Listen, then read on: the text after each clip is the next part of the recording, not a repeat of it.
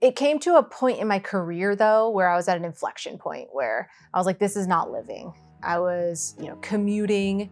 So I'm working 12, 14 hours a day, door to door, barely seeing my kids, barely seeing my family. And I thought something has to give, something has to change. Welcome to Veteran Led. Today's guest is Jennifer Vollbrecht, CEO of Volbrecht Consulting, author of My Mom is a Veteran, and former Marine Corps crew chief. Welcome to the show, Jennifer. Thank you so much for having me. So there's a lot to unpack here. You start off as an enlisted Marine Corps crew chief. You get out, you get into project management, and you start your own company. Yes. I know it's been a long journey, and you have a husband who is also a Marine Corps veteran. Now he's a firefighter. Mm-hmm.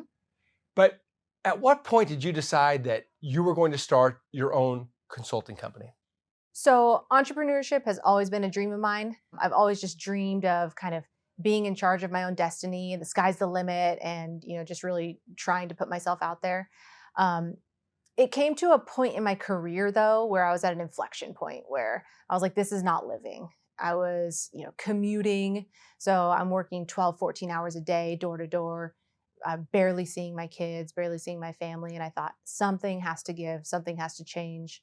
And so I started to do a lot of self-seeking and thinking, what can I do?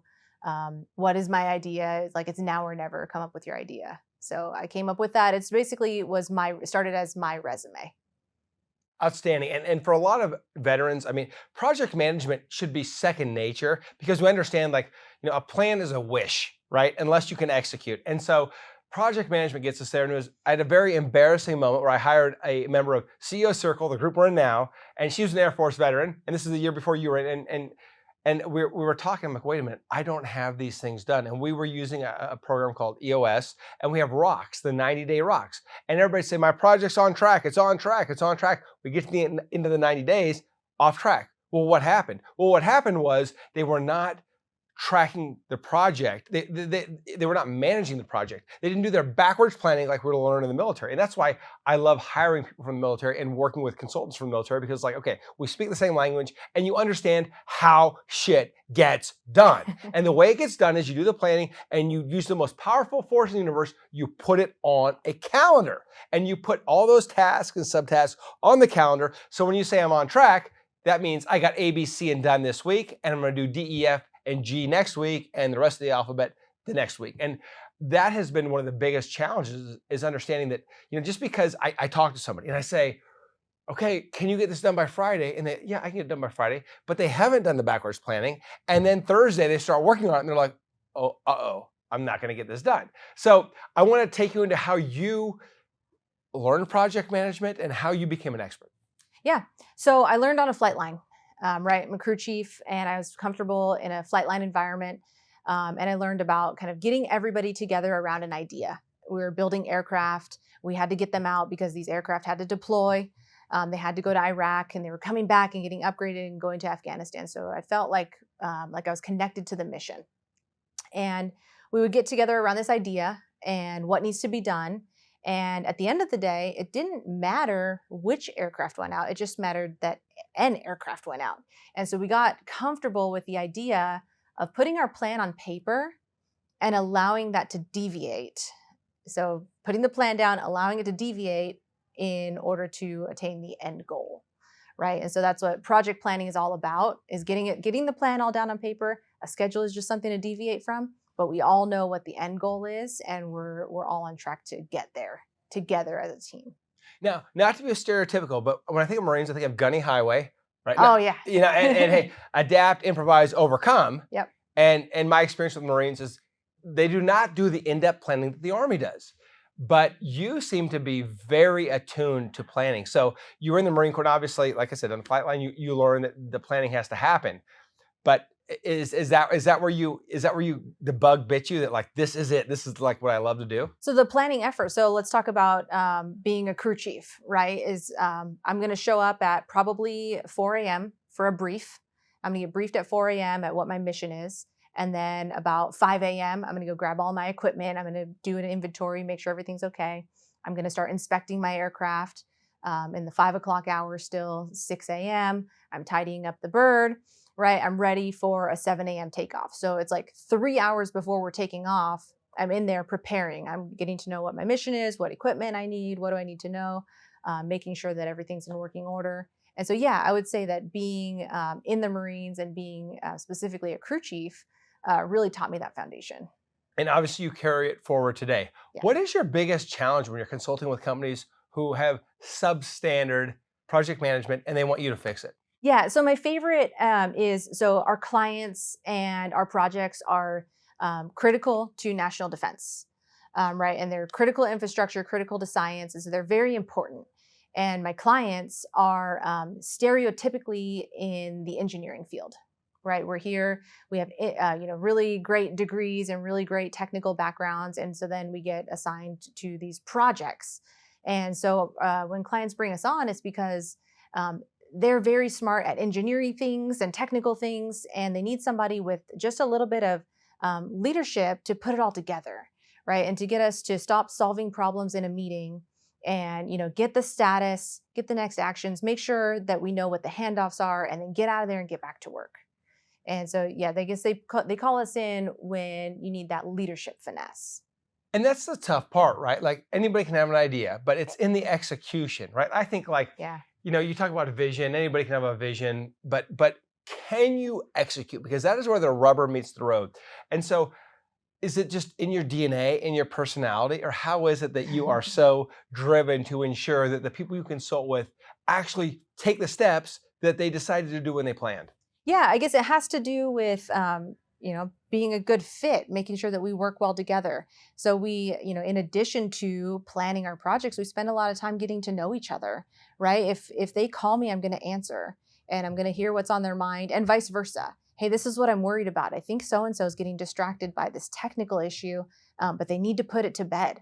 And so really getting to know each other on a personal level so that we Wait, can you get to know engineers on a personal level? it takes finesse, right? And it takes time. It's not something that comes automatically. You don't just get your rapport automatically, but with time and asking questions and learning what makes them laugh and sharing those experiences together, then you get to know each other.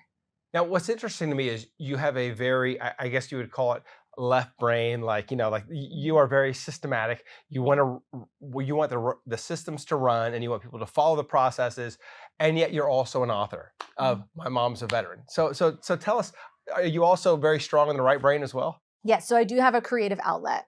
And that's kind of like what I do for fun, right? I try to have creative projects, writing stories, telling stories, and having experiences. And so that story came from becoming a mom. And I became a mom my daughter was born in 2013. I got out of the Marines in 2009. So she never knew mom as a Marine. She knew mom as, mom. I'm her comforter, I'm her nurturer.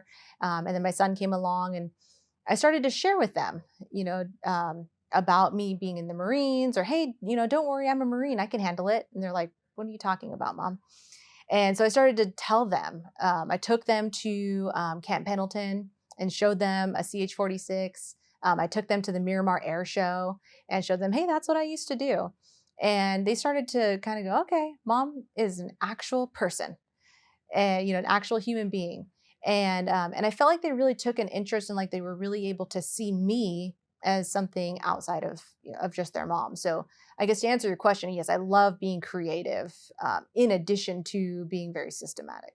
And I have found that storytelling Mhm. is extremely effective in leadership. Yeah. Because our brain, like you dump a bunch of facts on me, the cognitive load is too much. I'm not going to remember most of them. But if you can tell me a story, right, our brains are wired for stories. And so the storytelling can actually help the team understand what they need to do, or understand the context, the why, as to why this mission is important. So I absolutely love that. And since we are on the topic of leadership, I want to take you to the after action review, the 3 examples of great leadership you have seen in the civilian or military side, and then the 3 examples of horrible leadership. So let's start with the 3 good ones. All right, so 3 good ones. And I have a lot of mentors in my life, and I couldn't be where I am today without my mentors.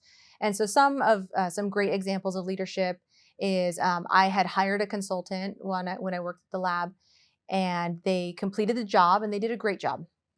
And 6 months later and 12 months later, I'm still getting phone calls from this consultant, not doing sales calls. They're like, hey, Jen, how are you? How's the family? What's going on? How's everything going? How's everything going at work? And so this person, I felt like they made a connection with me and wanted to keep in touch and foster that relationship. And that was the first person I called when I said, I'm going to start a business. I'm going to call Dave because he cares about me and he's looking out for me. And so that was one example of good leadership, was just getting to know me as a person. Another one was I had a mentor at work, and I had a bad boss. Okay. I had a boss. This is my example. Write this down. My example of bad leadership. Okay. Because I was trying to go for a promotion, and he said, and I was already working in the role, and he said, I'm not considering you for that role because you have young kids at home and you can't, you're not going to be able to commit to the job. And so I went to his boss and handed him my resignation. I said, I'm done. This is how my boss is looking at me. He says, I'm not going to be prepared. Well, this person who ended up becoming a mentor to me said, hold on, with that resignation, are you telling me, or is this an offer to negotiate? Not 3 weeks later, that person was let go. I was moved into a different role and was able to foster and continue my career. So having somebody, I have nightmares about that, right? My top performers, right? My mid-level managers, they don't see it. And because they are insecure, they're C-level players, they don't want anybody better than them, they prevent them from moving. Oh my God. And You've just described my nightmare. That Sorry. toxicity of when nothing happens, right? And that's when it really breaks down. But when you see some change happen, when you speak up and you see change, that's when you're really like, okay, this person is in my court and this person is looking out for me. So I really appreciated that level of leadership. And then my final example is I had a supervisor, and every morning, this is so cool. Every morning she would walk by and say hi. And it was just the little things, right? Just walk by and say, hello, good morning, how are you today? And I felt like on a personal level, like she knew if I was showing up to work every day, if I had a different look on my face, like, hey, what's going on? Because she cared about me as a person. And so I guess all of mine kind of string together on that same thread of relationships and really caring and really seeing each other as, part of our story and part of our network. It's so great. Yeah. Now the bad. The toxic. Yes. Well, of course, we have my supervisor who was fired, right? I already gave that example. I have some really great examples from the military, and I won't get into too many of those. But I did have one who, like, I just don't know why this person hated me. Like, he would put me on the night crew. He would put me like on all the bad duties and all this stuff. And at the end of the day, this person had a toxic lifestyle, right? And he would take it out on multiple of us. And I just took so many notes of what not to do. Like, when I'm in that position, I'm going to do things so differently because this person got it so wrong. And then bad leadership, I'll just straight up look at the mirror, right? And I know that I've made some poor decisions in my leadership style, and it's all part of my learning journey. Where, if I look back when I'm growing my company, or some decisions that I've made that have really kept me up at night, and I'm like, oh gosh, I could have done better, or I really failed today. And so I really try every day to get better, right? To learn from my mistakes. Wow. Great lessons. Yes. Look in the mirror for the bad leader, because sometimes it's you. I always say, you remember the term blue falcon? Is that an Army term? Like, eventually you're the blue falcon from time to time. Yeah. Jennifer, how can veterans learn more about Volbrecht Consulting, and where can they find your book, My Mom's a Veteran? Yeah, so My Mom is a Veteran is available on Amazon. It's also available on my website, mommymarine.com, where mommymarine.com has a couple of other resources, a little video explaining about why I made the book, and some more details about the book. And then my company, Volbrecht Consulting, JVC, JVC-INC.com, or we're on LinkedIn, and we have a very active LinkedIn page where we talk about everything that we're doing, all the community events, all of the conferences that we attend, and then some of the projects that we're going after. So LinkedIn is probably the best place to find us. And finally, who is your ideal client? Who is my ideal client? It's somebody who it wants to come to me and be a human and want to get something done. They want to build something, and they want to have fun while they're doing it. So these engineering types, or these scientists who have really big goals, or they have a really big capability gap, and it's really hard in their organization to get the ball rolling, then we should work together and figure it out. Outstanding. Well, Jennifer, thank you so much for sharing your insights and wisdom on veteran-led. Thank you for having me.